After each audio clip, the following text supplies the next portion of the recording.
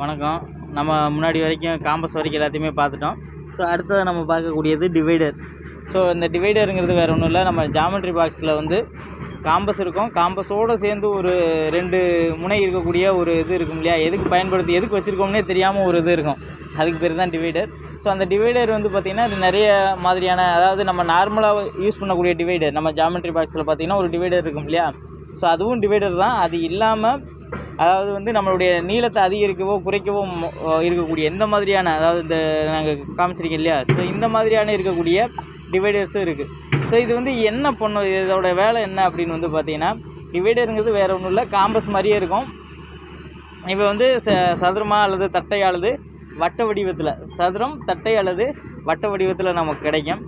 இது என்ன பண்ணும் அப்படின்னு பார்த்தீங்கன்னா, ஒரு நேர்கோடு அல்லது வளைவான கோடை சம பகுதிகளாக பிரிப்பதற்கு வந்து இந்த டிவைடரை பயன்படுத்தலாம்.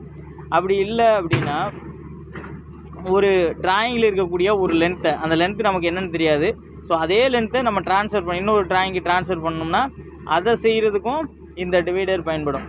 மூணாவதாக வந்து பார்த்திங்கன்னா, ஏற்கனவே நம்ம ஸ்கேல் இருக்கு இல்லையா, நம்ம வச்சுருக்கக்கூடிய ஸ்கேலில் இருக்கக்கூடிய அளவுகளை நம்மளுடைய வரைபடத்துக்கு மாற்றுவதற்கும் இந்த டிவைடர் அப்படிங்கிறது வந்து நமக்கு பயன்படும். ஸோ இந்த டிவைடருங்கிறது வந்து நம்ம ஏற்கனவே சின்ன வயசுலேருந்து பார்த்தது தான். ஸோ இதோட அந்த சாப்டர் முடிஞ்சு. அதுக்கப்புறமா நம்ம பார்க்கக்கூடியது வரைபட பென்சில்கள். இதுதான் நமக்கு